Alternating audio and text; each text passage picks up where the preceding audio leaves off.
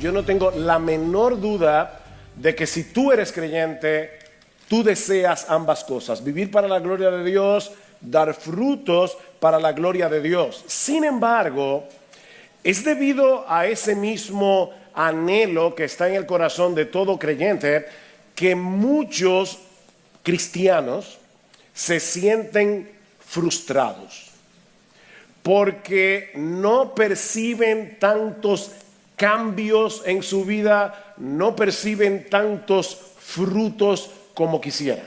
Yo no les voy a pedir que levanten su mano, pero yo sé que si yo les pidiera a ustedes en esta mañana, levanten su mano todos los que no se sienten satisfechos con los cambios que ven en su vida. Levanten la mano todos los que no se sienten satisfechos con los frutos que están dando como creyentes. Yo supongo que todos van a levantar la mano. Y los que no la levanten, esos son los que más lo necesitan. Así que, mi hermano, si tú estás luchando con esa frustración, déjame decirte que este taller es para ti. Porque vamos a estar hablando acerca de las obras de la carne versus el fruto del Espíritu. Ahora, yo debo hacer una aclaración. A mí me encanta enseñar en un aula y me encanta predicar. Entonces, yo hago una diferencia entre dar un taller y predicar. Yo creo que son dos cosas diferentes. Así que yo voy a estar interactuando con ustedes porque esto es un taller. Sin embargo, como soy predicador, yo sé de antemano que a veces se me van a usar los cables y esto se va a convertir en un preditaller. Así que ustedes me van a perdonar por eso. Pero quiero que sepan que yo quiero que interactuemos lo más posible, ¿verdad? Porque este grupo es grande, porque esto no es una predicación, esto es un taller. Ahora, yo supongo que cuando ustedes leyeron el título de este taller, las obras de la carne versus el fruto del Espíritu, ¿en qué pasaje bíblico ustedes pensaron inmediatamente?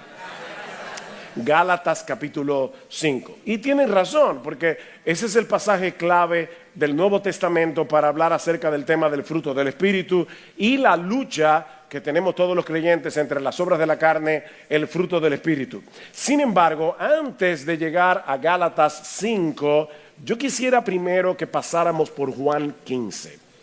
Quisiera por favor que vayan en sus Biblias a Juan capítulo 15, versículos 1 al 8. O sea, antes de ver la fructificación en Gálatas capítulo 5, vamos a ver la fructificación en Juan capítulo 15.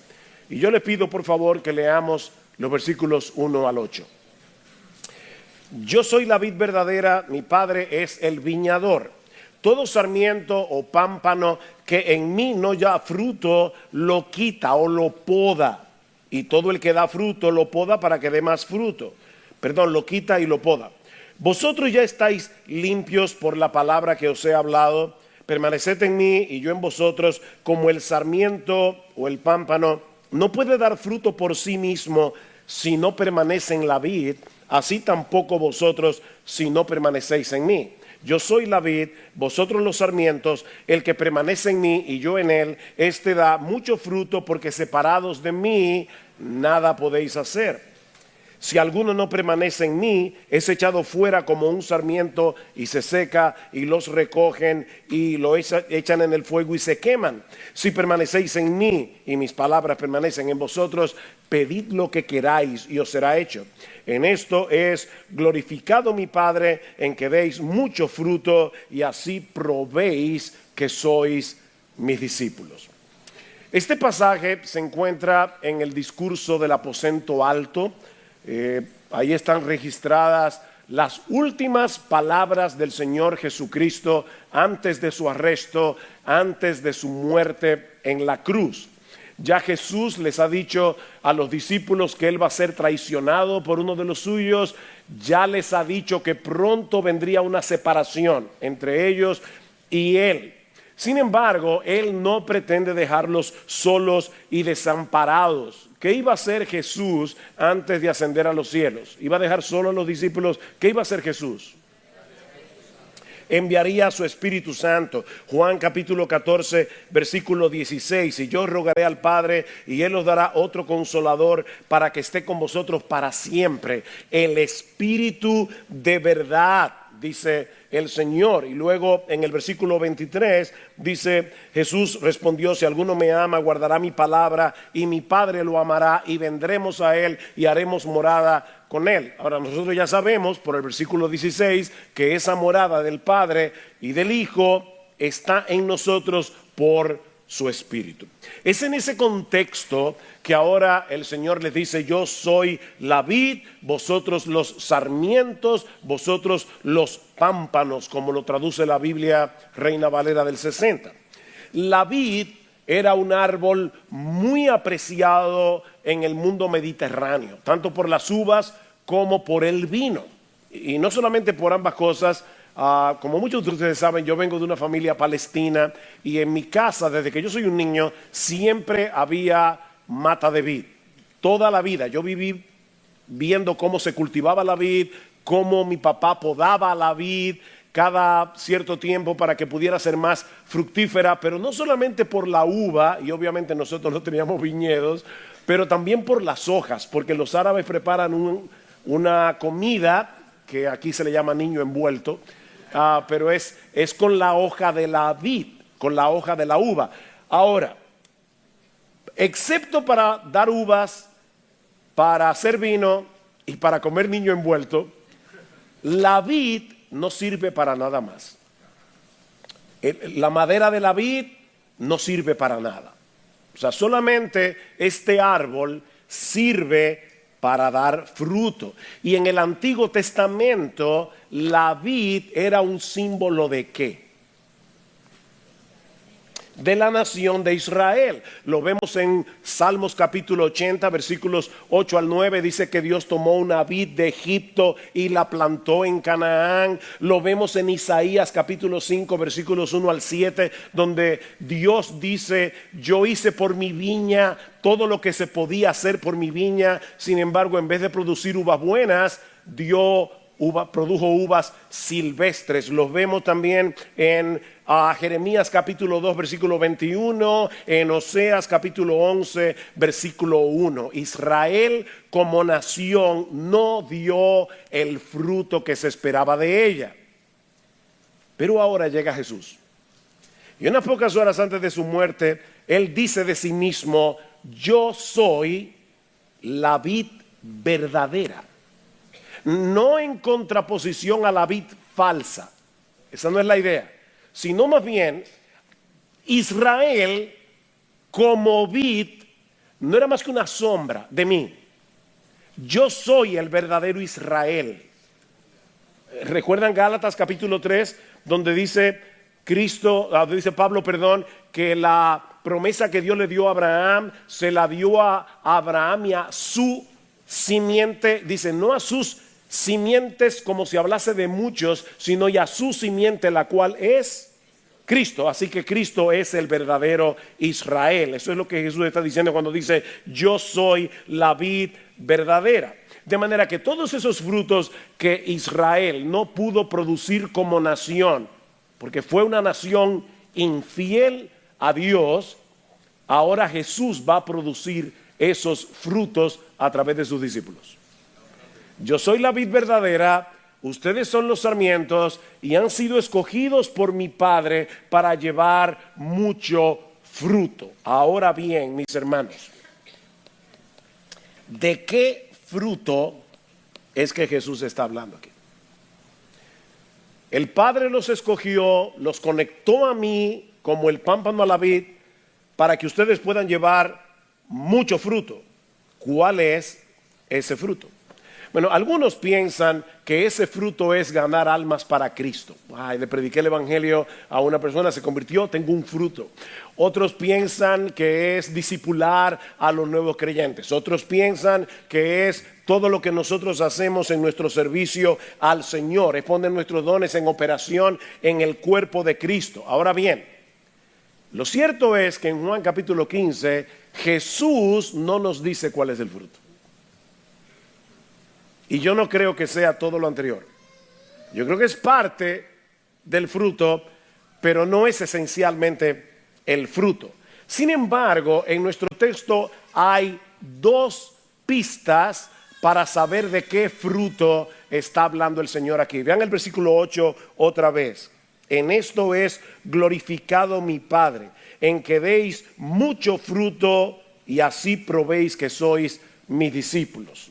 Cristo está diciendo, primero, que este fruto es la evidencia de que somos cristianos. Y en segundo lugar, que es a través de ese fruto que el Padre es glorificado.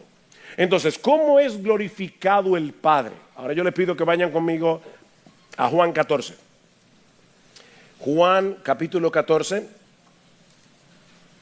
versículos 12 al 14. Recuerden, hermanos, que esto es un taller. Voy con calma. Dice el Señor, en verdad os digo, el que cree en mí, las obras que yo hago, él las hará también, y aún mayores que estas hará, porque yo voy al Padre. Y todo lo que pidáis en mi nombre, lo haré para que el Padre sea glorificado en el Hijo. Ahí está la idea otra vez. Cuando ustedes dan frutos, glorifican a mi Padre. Y ahora dice aquí, pidan en mi nombre y yo lo haré para que el Padre sea glorificado en el Hijo. Si me pedís algo en mi nombre, yo lo haré. Noten, hermanos, algo muy importante. Yo suelo decirle a nuestra iglesia, la bendición está en la gramática. A veces nosotros leemos textos muy rápido y perdemos ciertos detalles. Noten que Cristo no está diciendo, todo lo que ustedes le pidan al Padre en oración, Él les va a dar las fuerzas para hacerlo. ¿Eso es lo que el texto dice? ¿Qué es lo que el texto dice? ¿Pero quién es que lo va a hacer? El Hijo. El Padre solo es glorificado en el Hijo. Así que lo que el Señor promete en este texto es que todo lo que le pidamos al Padre en su nombre, conforme a su voluntad, el mismo Jesús lo va a hacer a través de nosotros, para que el Padre sea glorificado en el Hijo. Ese punto es importante. Mis hermanos, la razón por la que nuestras vidas pueden traer gloria al Padre es por el hecho de que Jesús mora en nosotros y obra a través de nosotros, porque estamos unidos a Él como el pámpano está unido a la vid. Noten el capítulo 14, versículo 20. En ese día conoceréis que yo estoy en mi Padre y vosotros en mí y yo en vosotros. ¿Ven la conexión? Yo estoy en el Padre, ustedes en mí, yo en vosotros. Hay una unidad entre los creyentes y Cristo, y es por causa de esa unidad que ahora nosotros podemos glorificar al Padre. Podemos dar frutos para la gloria de Dios porque hemos sido unidos a Cristo por la fe desde el momento mismo de la conversión. La vida de Jesús fluye a través de nuestra vida. Lo que nos lleva a la segunda pista que nos da el texto para saber de qué fruto es que Jesús está hablando aquí. Y es la metáfora misma. ¿Cuál es la metáfora? Yo soy la vid, ustedes son los pámpanos o los sarmientos. Entonces, ¿cuál es el fruto? Nosotros somos el fruto. Ok, déjeme una pregunta de horticultura. Muy simple. ¿Qué fruto da la mata de mango? Wow, qué inteligente. Ok. ¿Qué fruto da la vid? Uvas. Si Jesús es la vid, entonces ¿cuál es el fruto? El fruto es Jesús. El fruto, mis hermanos, es Cristo mismo. Alguien lo ha definido de esta manera. Esta frase, grábensela en la mente y en el corazón. es la vida de Jesús en mí siendo vivida y manifestada a través de mí. Eso es lo que glorifica al Padre. Ese es el fruto que da un verdadero creyente, que Jesús está siendo reproducido en nosotros. Nosotros estamos siendo conformados al carácter de Jesús. Y mientras más se ve Jesús en nosotros, más gloria recibe el Padre. Esa es la idea. Así que el fruto sí puede ser predicar el Evangelio, pero por el poder que Jesús te da para hacerlo. Sí puede ser hacer discípulos por el poder que Jesús te da para hacerlo. Sí es servir a los hermanos porque Jesús te da poder para servir y te da amor para servir. Pero al final de cuentas, el que se lleva la gloria es Jesús, no tú. Y a través de Jesús, el Padre. Así que el fruto, mis hermanos, es Jesús. Donald Carson define el fruto de Juan 15 como todo lo que en nuestras vidas da gloria al Padre. Pero luego dice, es la intimidad que disfrutamos con Jesucristo, como la unión de la vid y los pámpanos, lo que genera semejante productividad. Es la intimidad con Jesús. Me encanta un texto que aparece en el libro de Oseas, Oseas capítulo 14. Voy a anotar los textos aquí que yo quiero que ustedes tengan. Oseas capítulo 14 versículo 8. Escuchen esta frase. Jehová, Dios, le está diciendo a su pueblo Israel, de mí procede tu fruto. Yo no puedo dar fruto por mí mismo. De mí, le dice Dios a su pueblo en el Antiguo Testamento, de mí procede tu fruto. Bueno, eso es exactamente lo que Jesús le está diciendo a los discípulos. Yo soy la vid, ustedes son los pámpanos, de mí procede tu fruto. Y por eso toda la gloria es de Él. Ahora, hermanos, ¿cómo se producen las uvas en las ramas de la vid? Es que la rama se concentra y dice, voy a producir un racimo, voy a producir un racimo. Y así es, ¿verdad? No. ¿Saben cuántos racimos de uva puede producir una rama? Ninguno. Las ramas no producen fruto, es la vid la que lo produce a través de la rama. Y eso no es un juego de palabras. Eso es muy importante.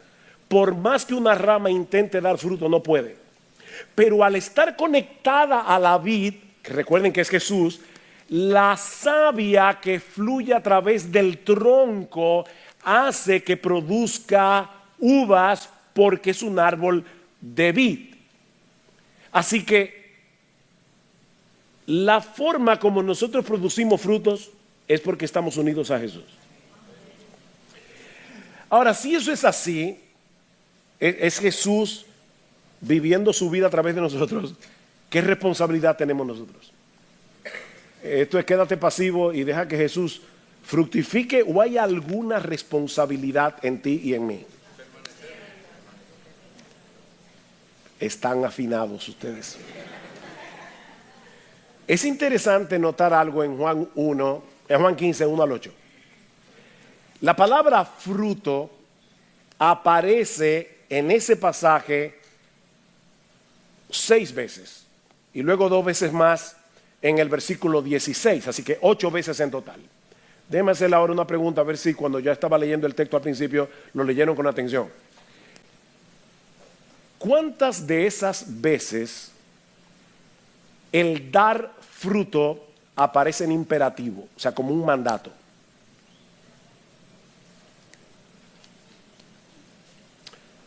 O sea, ¿cuántas veces Jesús le dice a los discípulos, den fruto? Ninguna. Ni una sola vez. Hermanos, no hay un solo mandamiento en todo este pasaje dirigido al creyente para que produzca frutos. O sea, Jesús no llamó a los discípulos esa noche y le dijo, miren, mañana voy a ser crucificado, luego yo voy a ascender a los cielos, ahora ustedes tienen la responsabilidad de hacer todo vuestro esfuerzo por producir fruto. No. En todo ese pasaje hay un solo mandamiento.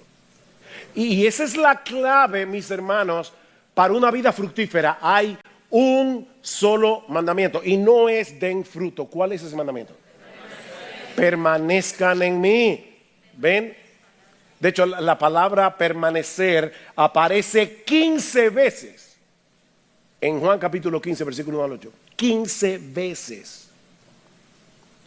Así que, hermanos, el foco de nuestras vidas cristianas es permanecer en Jesús, porque separados de Él nada podemos hacer. Ahora, ¿eso qué significa en la práctica? Porque yo le decía a mi esposa cuando salíamos para acá, esa idea de permanecer en Jesús suena tan mística, suena tan abstracta, y yo quisiera, mis hermanos amados, que ustedes salgan de aquí sabiendo qué es lo que tienen que hacer. Permanezcan en Jesús. ¿Qué significa eso? Bueno, de una manera bien simple, permanecer en Jesús no es otra cosa que mantenernos en comunión con Él y en dependencia de Él cada momento de cada día. Permanece en Jesús. Permanecer en comunión con Él y en dependencia de Él cada momento de cada día. Recuerden, todo creyente se encuentran unidos a Cristo por la fe, con una unión indisoluble. Pero una cosa es estar unido a Cristo posicionalmente y otra muy distinta, mantenernos cerca de Él en una forma experimental en cada momento. Hace un momento dijimos que en noviembre pasado mi esposa y yo cumplimos 41 años de casados. Eso quiere decir que hace 41 años ella y yo vinimos a ser una sola carne por el vínculo del matrimonio. Estamos posicionalmente unidos el uno al otro como si nuestras vidas se hubiesen fundido en una sola. Pero esa realidad posicional no produce automáticamente una unidad experimental entre mi esposa y yo, ¿no es así? Ambos tenemos la responsabilidad en la práctica de que esa unidad se fortalezca a través de una buena comunicación, a través de acciones intencionales que nos conecten el uno al otro. Bueno, eso es precisamente lo que Jesús está diciendo a sus discípulos en este pasaje. Manténganse cerca de mí, pongan todos sus afectos primariamente en mí, no se desconecten de mí mientras se envuelven en las cosas cotidianas del día a día. Permanezcan en mí. Permanecer en Cristo es estar apercibidos de su presencia en nuestras vidas y en una forma intencional mantener una comunión cercana con Él a través de la palabra y a través de la oración.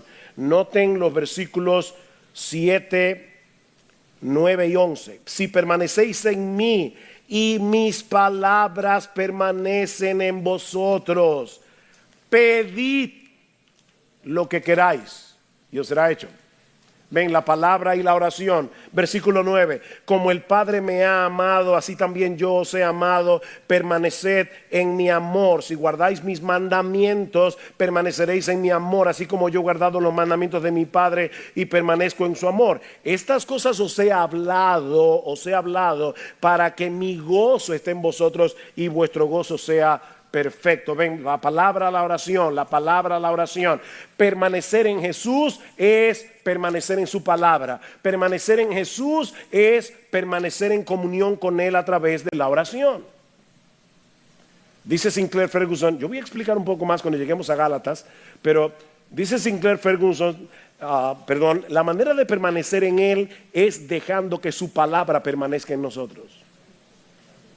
¿Qué dice Colosenses capítulo 3, versículo 16? La palabra de Cristo more en abundancia. La palabra de Cristo ¿es un visitante en tu vida o es un habitante? ¿Es un visitante o es un habitante? Porque Cristo dice que la palabra de Cristo, dice Pablo, perdón, no Cristo, que la palabra de Cristo more en abundancia en vosotros. Sigue diciendo Sinclair Ferguson, oigan esto, no dejes ninguna habitación de tu vida cerrada, ninguna puerta de armario cerrada donde no penetre la luz de su palabra. Deja que su luz alumbre tu mente, deja que traiga luz a tu mente, deja que encienda tus afectos por Cristo, deja que esa palabra someta tu voluntad a la suya. Así estás permaneciendo en Cristo. Sigue diciendo Ferguson, la palabra de Cristo es el instrumento de Cristo usado por el Espíritu de Cristo para nutrir nuestra unión con Cristo y transformarnos a la imagen de Cristo. No hay atajo aquí. La palabra de Cristo es el instrumento de Cristo usado por el Espíritu de Cristo para nutrir nuestra unión con Cristo y transformarnos a la imagen de Cristo. Solo la palabra puede hacer eso. Y esta tarde, cuando vengamos a la plenaria sobre la iluminación del Espíritu, vamos a ver un poco más de eso. Así que mantenerse en comunión con Cristo por medio de la oración y la palabra es lo que produce en nosotros el fruto de una vida que es cada vez más semejante a la vida de Jesús. Esa es la enseñanza de Juan 15. Hasta aquí, mis hermanos. ¿Hay alguna pregunta?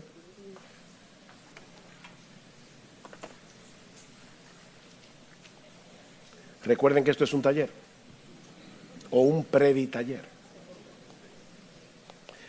Bien, vamos entonces a Gálatas, capítulo 5, versículo 16 al 25.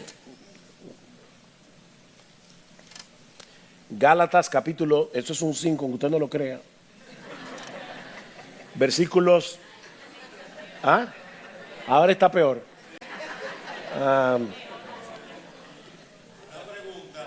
Sí.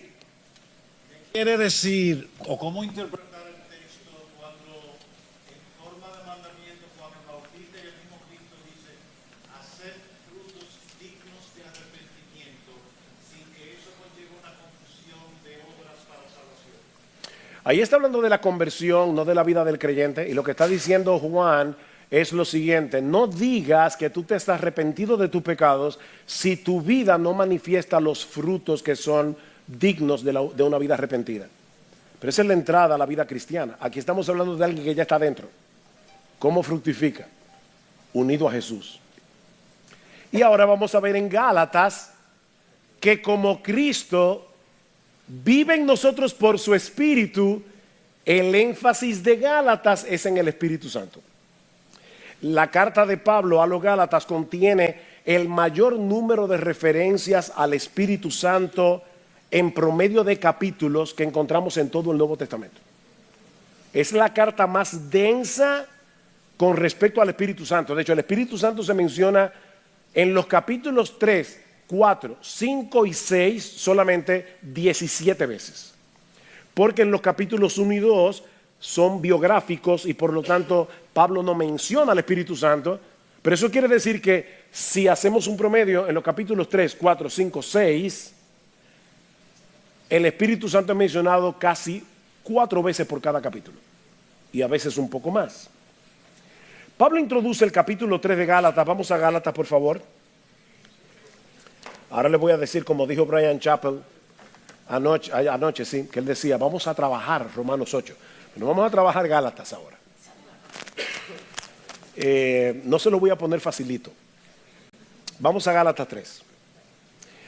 Pablo introduce el capítulo 3 haciéndole ver a los Gálatas que la recepción del Espíritu Santo al momento de la conversión no fue una experiencia inicial que ahora podemos dejar atrás y ahora dedicarnos a buscar el favor de Dios por el resto de nuestra vida a través de nuestro esfuerzo de obedecer los mandamientos. Escuchen cómo Pablo comienza Gálatas 3. Oh Gálatas insensatos. Hay una paráfrasis de Gálatas que lo traduce de esta manera. Oh queridos imbéciles de Galacia.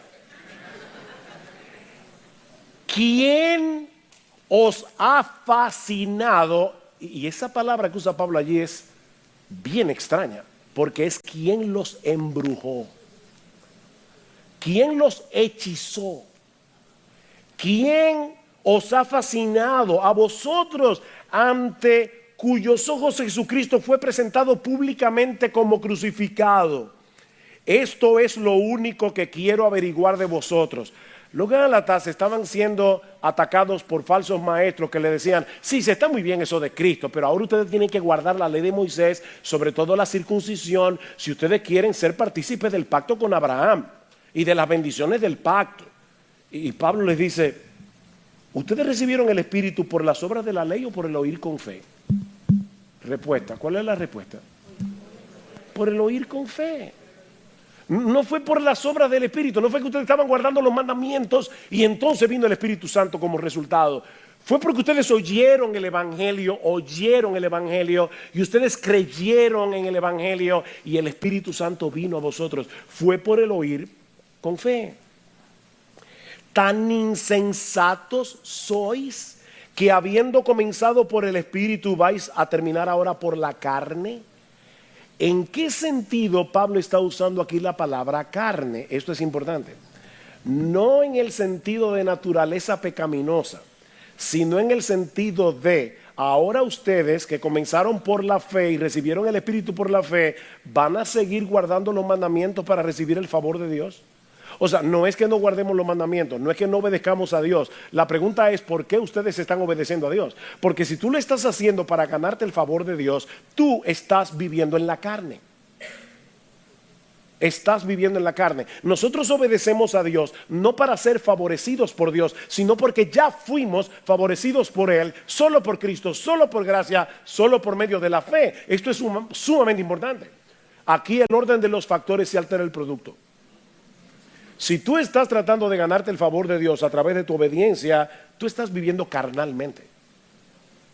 Si tú estás tratando de agradar a Dios porque ya fuiste favorecido por Él, solo por gracia, solo por Cristo, solo por medio de la fe, estás viviendo la vida cristiana correctamente. Esa es la pregunta de Pablo. Versículo 4. ¿Habéis padecido tantas cosas en vano, si es que en realidad fue en vano? Aquel pues que os suministra el Espíritu y hace milagros entre vosotros, ¿lo hace por las obras de la ley o por el oír con fe? ¿Cuál es la respuesta? Por el oír con fe. Conectan con Juan 15. Yo oigo la palabra, creo la palabra, y como Cristo mora en mí por su Espíritu, yo produzco frutos. Hacen cosas extraordinarias. Luego en los versículos 6 en adelante, Pablo quiere probar, él va a la historia de Abraham, que desde el inicio de la historia de la redención, la promesa de Dios siempre ha operado por medio de la fe. Mis hermanos, nunca piensen que en el Antiguo Testamento era por obras y en el Nuevo Testamento es por fe. Siempre ha sido por fe. Siempre. Hebreos 11. Los héroes de la fe son ¿de dónde? ¿Del Antiguo Testamento o del Nuevo? Del Antiguo Testamento. ¿Qué dice de la historia de Abraham? Versículo 6. Así Abraham creyó a Dios y le fue contado por justicia. Por consiguiente, sabed que los que son de fe, esos son hijos de Abraham. Y la Escritura, previendo que Dios justificaría a los gentiles por la fe, anunció de antemano las buenas nuevas. ¿Saben lo que dice el texto griego? El Evangelio. Anunció de antemano el Evangelio a Abraham, diciendo: en ti serán benditas todas las naciones de la tierra. Así que los que son de fe son bendecidos con Abraham el creyente. Así que siempre ha sido por la fe, el oír la palabra por la fe. Al llegar al capítulo 4, encontramos cómo los que hemos recibido a Cristo por la fe, hemos sido adoptados en la familia de la fe y recibido el espíritu de adopción. Versículo 4. del capítulo 4. Pero cuando vino la plenitud del tiempo, Dios envió a su Hijo, nacido de mujer, nacido bajo la ley, a fin de que redimiera a los que estaban bajo la ley, para que recibiéramos la adopción de hijos. Y porque sois hijos, Dios ha enviado el Espíritu de su Hijo a nuestros corazones, clamando: Abba, Padre. ¿Por qué tú estás unido a Cristo? Porque el Espíritu de Cristo mora en ti. El Espíritu de Cristo es el vínculo entre nosotros y Jesús. Y ahora llegamos al capítulo 5 de Gálatas, y ahí hay lo que alguien ha llamado un estallido de referencias al Espíritu Santo. De hecho, en los versículos 16 al 26, Pablo menciona al Espíritu 7 veces. Es un estallido. ¿Qué dice Pablo en Gálatas 5:16? Que los creyentes deben andar por el Espíritu. Y hay una promesa aquí: andad en el Espíritu y no cumpliréis los deseos de la carne.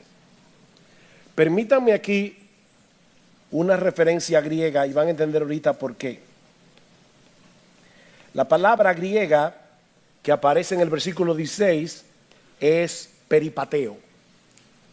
En un momento van a entender por qué la referencia.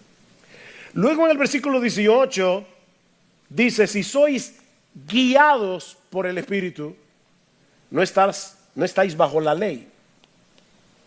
Otra vez, la palabra griega allí es una palabra que ustedes saben, pero no saben que se la saben.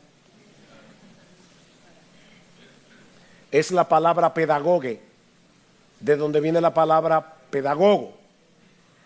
Ahora, si ustedes recuerdan bien y han leído Gálatas, yo espero que ustedes no lleguen al cielo y Pablo les diga: ¿y tú no leíste mi carta a los Gálatas? Si ustedes leyeron la carta de Pablo a los Gálatas, saben que ya Pablo ha hablado de un pedagogo anteriormente. ¿Dónde? No, en Gálatas. El ayo. Dice que la ley es un ayo. Bueno, si se aburren pueden oír a Chapel. La ley es un ayo que nos lleva a Cristo porque nos muestra la impotencia de guardar la ley. La palabra ayo es la misma palabra de Gálatas 5, pedagogo.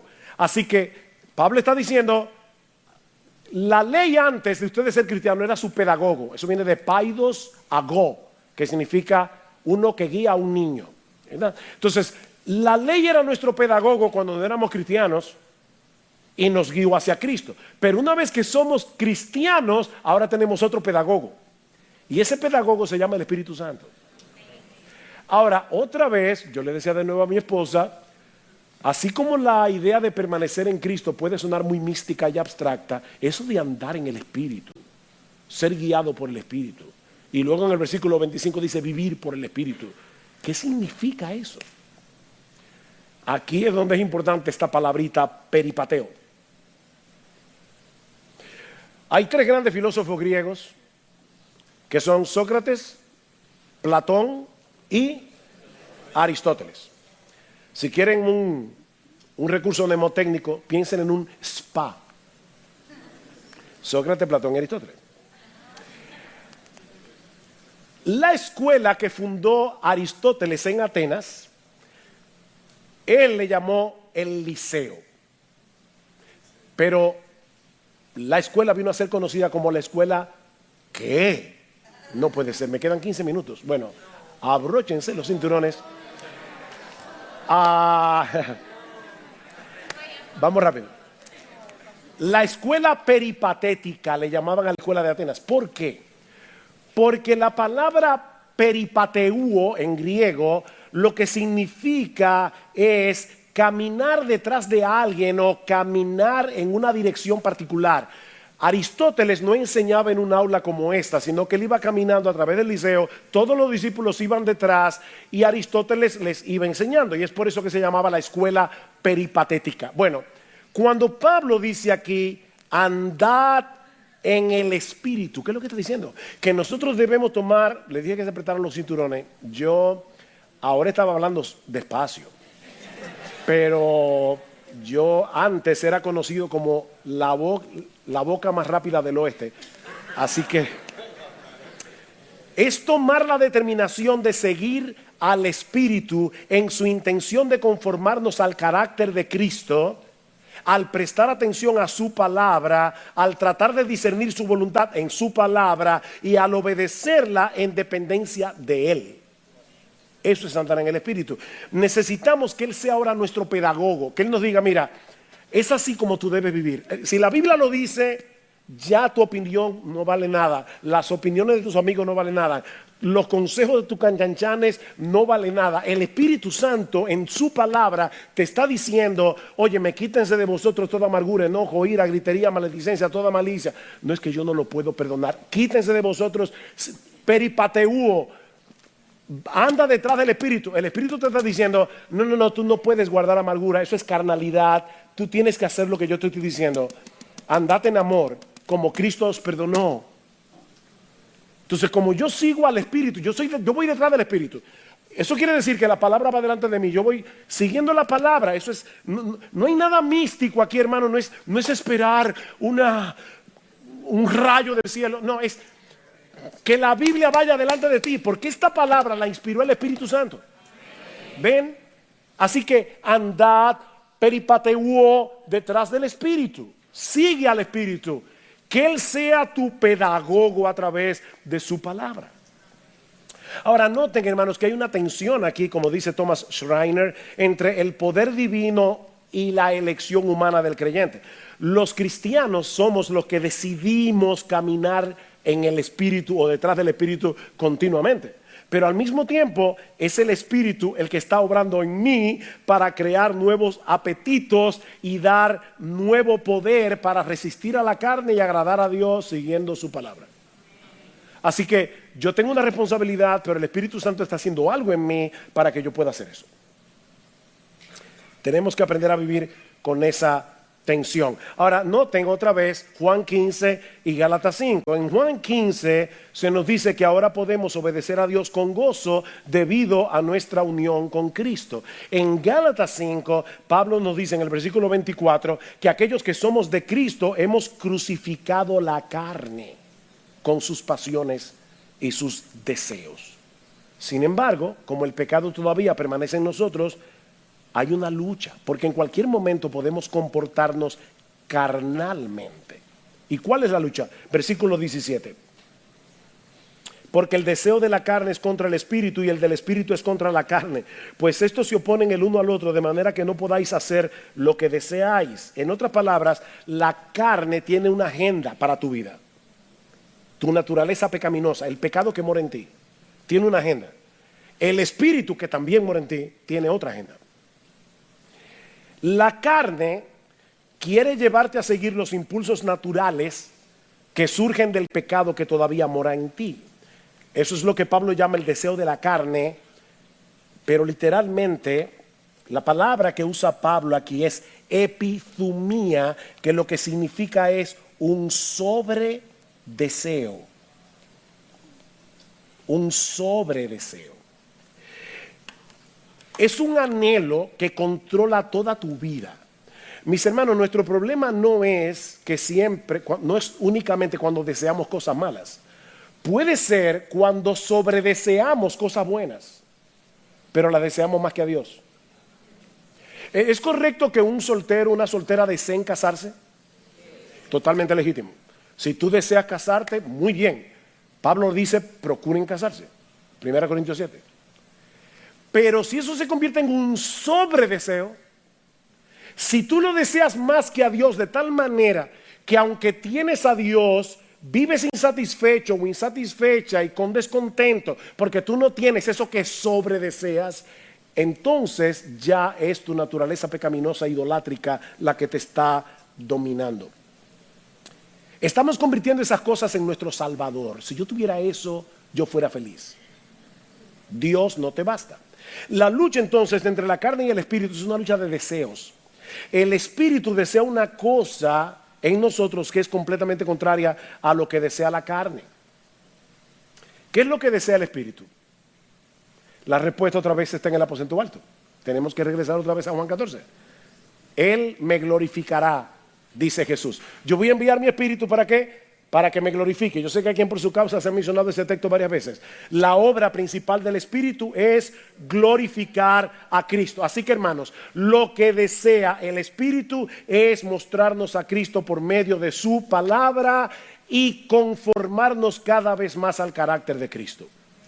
¿Qué es entonces lo que desea la carne? Que en vez de que glorifiquemos a Cristo, que admiremos a Cristo, que anhelemos ser como Cristo, la carne desea que glorifiquemos, admiremos y anhelemos todo lo que no se parece a Cristo.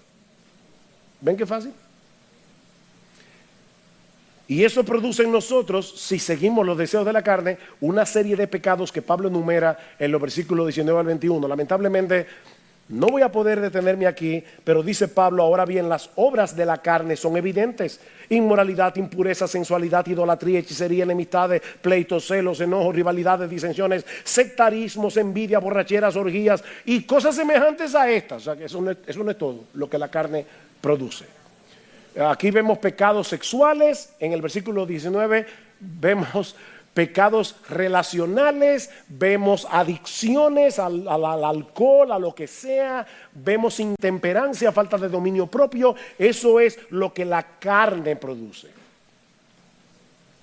Y Pablo concluye: contra las cuales os advierto que los que practican tales cosas no heredarán el reino de Dios. O sea, una cosa es que tú tengas luchas con el pecado que mora en ti, y de hecho que a veces caigas en pecado y te arrepientas, y otra muy diferente es que tú habitualmente consientas tu naturaleza pecaminosa. Si tú habitualmente consientes tu naturaleza pecaminosa, tú vas camino al infierno. Eso es lo que Pablo está diciendo aquí, así de simple. El creyente ha sido unido a Cristo por la fe, y el Espíritu Santo mora en él, capacitándolo en su gracia para que pueda obedecer a Dios y desarrollar el carácter de Cristo, que Pablo engloba aquí en el fruto del Espíritu: amor, gozo, paz, paciencia, benignidad, bondad, fe, mansedumbre, dominio propio. ¿Qué es eso? El carácter de Jesús. El carácter de Jesús. ¿Y por qué Pablo le llama, fíjense, las obras de la carne? Son muchas. Y el fruto del Espíritu. ¿Por qué le llama fruto? Tim Keller dice que esto es por 4 razones, muy rápido. En primer lugar, porque el crecimiento del cristiano es gradual. El crecimiento del cristiano es gradual. Siéntate a ver, hay una mata de mango crecer y dar fruto, y te vas a morir ahí sentado. Porque eso es gradual, es poco a poco. Así pasa con el creyente. Tú no ves que estás cambiando, pero créeme, hay crecimiento. Es verdad que a veces hay 3 pasos para adelante, 2 para atrás, a veces 3 para atrás, 2 para adelante, pero en el camino en general hay crecimiento. En segundo lugar, que el crecimiento del cristiano es inevitable. Es el fruto del Espíritu. El Espíritu vive en ti. En una ocasión enterraron a un señor bajo una losa de mármol, y no se dieron cuenta que una semilla de bellota, la bellota es el fruto que dan la encina, el roble, una bellota cayó dentro de la tumba. ¿Saben qué pasó? Cerrada con mármol, que el árbol que creció rompió el mármol. Alguien decía, hablando de eso, dice: no importa cómo sea la vida de un cristiano, el fruto del Espíritu se abrirá camino a la fuerza. Ese es el fruto del Espíritu. Tercero, es un fruto porque sus raíces son internas. Es algo que está pasando en nuestro interior y que luego se ve a través de nuestras actitudes, a través de nuestras respuestas, de nuestras reacciones. Pero es algo que pasa adentro. Cuarto, el crecimiento cristiano es simétrico. No voy a abundar en eso porque Miguel habló de eso ayer. Yo no puedo escoger, bueno, voy a tener amor, pero no voy a tener gozo. O voy a tener gozo, pero no voy a tener paciencia. O voy a tener paciencia, pero no dominio propio. No, no se puede, porque es el fruto del Espíritu. Ahora bien, ¿cómo crece ese fruto en nosotros? Y vamos a ver la conexión con Juan 15. Primero, recordando continuamente cuál es tu identidad. Los que son de Cristo han crucificado la carne con sus pasiones y deseos.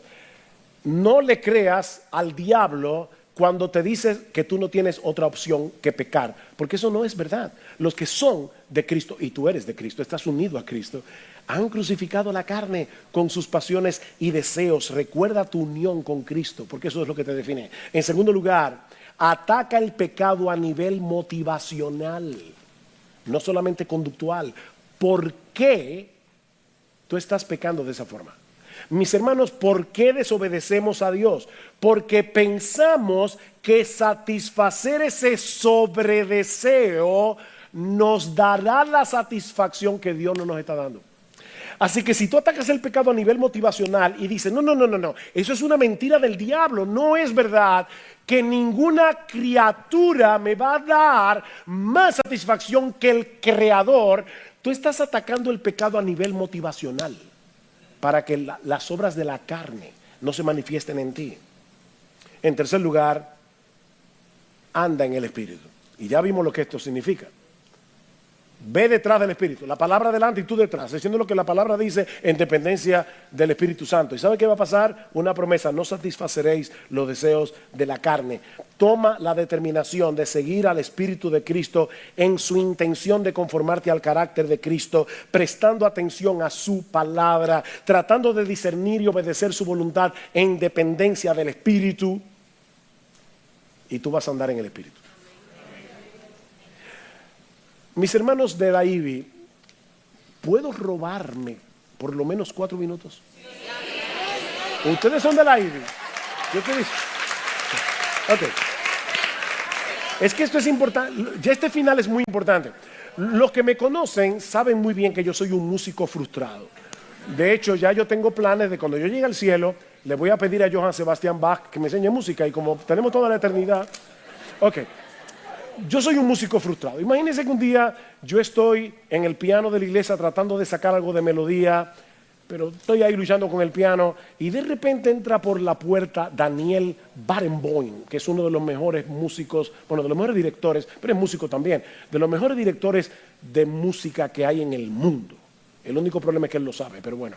Daniel Barenboim es muy bueno. Imagínense que Daniel Barenboim entra a mi iglesia, me ve ahí luchando con el piano, y me dice: ¿tú quieres tocar bien el piano?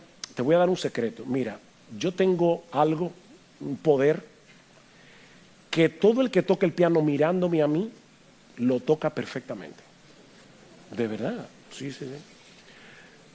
Haz la prueba. Y yo miro a Barenboim, comienzo a tocar el piano y... increíble. Él me dice: mira, yo tengo un concierto en el Teatro Nacional, y yo quiero que tú le des una sorpresa a tus amigos y a tus familiares. Yo te voy a llamar al podio para que tú toques el piano, pero no te olvides, yo me voy a sentar en primera fila para que tú no dejes de mirarme a mí. Entonces yo subo, Barenboim me llama, subo al piano y comienzo a tocar mirando a Barenboim ahí. Y estoy tocando tan bien que entonces de repente yo quiero ver cómo mis amigos y mis familiares están, ¿verdad?, sorprendidos. Y quito mi mirada de Barenboim. Toda mi habilidad de tocar el piano desaparece como por arte de magia. Mis hermanos, la única forma en que tú puedes tocar la vida cristiana es mirando a Jesús.